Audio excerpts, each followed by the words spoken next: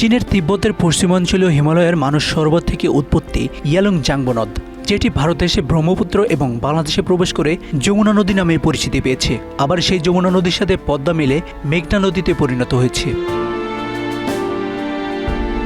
চীন সম্প্রতি এই নদীর উজানে বিশ্বের বৃহত্তম বাঁধ নির্মাণের অনুমোদন দিয়েছে। এই বাঁধে বর্তমান বিশ্বের বৃহত্তম জলবিদ্যুৎ কেন্দ্র নির্মাণের পরিকল্পনা করেছে।